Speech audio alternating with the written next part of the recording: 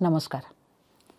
आपल्या रोजच्या आयुष्यामध्ये कधी-कधी एकदम अगदी वेगळ्या, आपण पूर्वी कधीही न अनुभवलेल्या प्रसंगांना आपल्याला सामोरं जावं लागतं किंवा अगदी वेगळी जबाबदारी घरी किंवा दारी म्हणजे काम करतो त्या ठिकाणी तिथे आपल्या अनुभवाला येते आणि अशा वेळेला आपल्या मनामध्ये त्याचा कुठलाही साचा असं तयार नसतो आणि तरीसुद्धा आपण स्वतंत्र बुद्धीने वागत निर्णय घेत पुढे जातो. कधी-कधी आपल्याला याचा अपेक्षित परिणाम मिळतो आणि कधी चक्क अपयशापर्यंत गाडी जाते. पण हा एक वेगळा अनुभव असतो. बऱ्याच वेळेला हे काम करताना आपल्यामध्ये हे सगळे गुण आहेत याची आपल्याला जाणीव देखील नसते. पण एकदा का ती झाली की एक वेगळा आत्मविश्वास येतो आपल्यामध्ये. कधी-कधी जेव्हा बऱ्यापैकी अपयश येतं तेव्हाही आणि यश आलं तरीसुद्धा एक आपला स्वतःशी स्वतःचा संवादच सुरू होतो.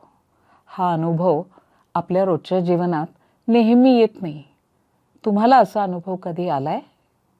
आपल्या अवतीभोवती अशी अनेक उदाहरणं घडताना आपण पाहतो. तुमच्याही अवतीभोवती काही उदाहरणं घडताना तुम्ही पाहिलीच असतील. मी तुमच्याशी जेव्हा असं बोलते आहे तेव्हा माझ्या डोळ्यासमोर एक उदाहरण उभं राहिलं. ते एका तरुण, बुद्धिमान आणि काहीशा निश्चयी अशा स्ट्रक्चरल इंजिनियरचं. पुण्यातल्या अत्यंत नावाजलेल्या महाविद्यालयातून पदवी मिळवून मग एखादं वर्ष आपण प्रत्यक्ष अनुभव घ्यावा आणि मग पदव्युत्तर शिक्षणासाठी अमेरिकावारी करावी असं त्यांनी ठरवलं. पूर्वी हा साचाच होता विचाराचा, आत्ता कदाचित थोडा बदलेल. पण त्याच वेळेला नेमकी कोरोनाची लाट आली आणि सगळ्याच गोष्टींना वेगळं वळण मिळालं. 1 वर्ष थांबावं लागलं सगळ्यांनाच आणि मग काहीशी त्यालाही निराशा आली. तो मनात विचार करत होता की काय करावं, पण घडलं ते वेगळंच. डेटा ॲनालिसिस या विषयाचं त्याला बहुतेक कुतूहल असावं आणि ते कुतूहल निर्माण झालं आणि वर्षाचा काळ मिळाला असं म्हणताना त्यांनी त्याचा धांडोळा घ्यायला सुरुवात केली या क्षेत्राचा. आईही त्याच क्षेत्रात, तिनेही त्याच्याबद्दल काही माहिती करून द्यायला मदत केली आणि मग याला आपल्याच मनाचा ठाव लागला की मला हे क्षेत्र आवडतंय, आव्हानात्मक वाटतंय. मग काय, तो तयार झाला, पुन्हा परीक्षा दिली आणि आपल्याला हव्या त्या महाविद्यालयात अमेरिकेतल्या प्रवेशही मिळवला. आणि मग पुढे काय झालं हे तुम्ही सहज ओळखू शकता.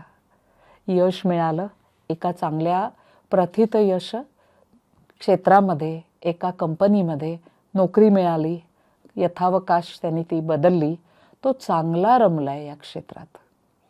स्वतःचं रूप म्हणजे स्वरूप कळायचा हा काळ कधीकधी अशा अडचणीतून निर्माण होतो, नाही का? दुसरं उदाहरण अगदी वेगळ्या ठिकाणचं आहे.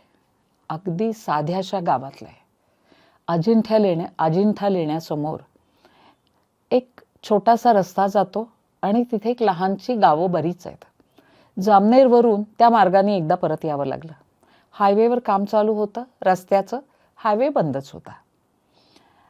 संध्याकाळची वेळ होती आणि वाहनाने येत असताना आमच्या गाडी शेजारून लहान लहान तरुणांचे गट म्हणजे मुलांचे आणि मुलींचे रनिंगची प्रॅक्टिस करत होते.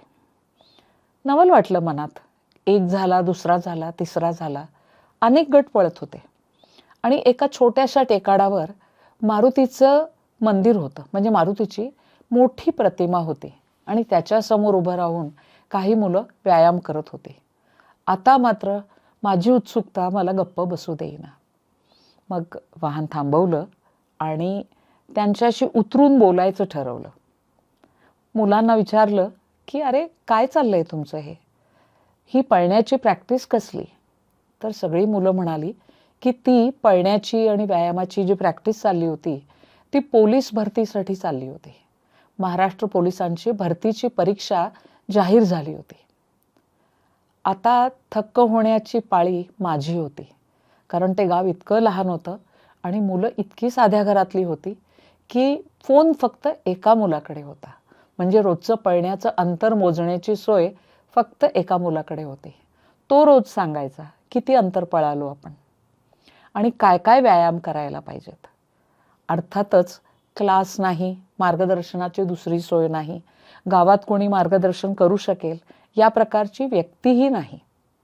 मग काय, तो एक मुलगा ज्याच्याकडे फोन होता त्यांनी ऑनलाईन लेक्चर्स शोधून काढली, सापडली पण.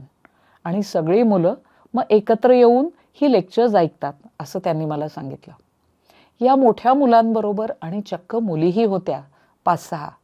सगळ्यांच्या बरोबर छोटी छोटी मुलं पळत होती आणि ती मुलं त्यांच्याकडे अशी काही आनंदाने आणि भारावून बघत होती. ते त्यांचे हिरो होते ना, आता पोलीस दलात जाणारे. हे सगळं पाहिलं आणि बदललेल्या वातावरणाचा आपल्या तरुण मुलांच्या मनावर काय परिणाम होतो याचा एक लख्ख पुरावा आमच्यासमोर उभा राहिला. आपल्या मनाच्या आकांक्षांना थोडंसं वातावरण सोयीचं मिळालं आणि आपल्याला मदत करणारं मिळालं तर कसे आकांक्षांना घुमारे फुटतात याचं ते एक उत्तम उदाहरण होतं. सगळ्यांच्या मनामध्ये एक जागृत झालेलं स्वप्न होतं आणि सगळे अत्यंत निश्चयाने व्यायाम करत होते.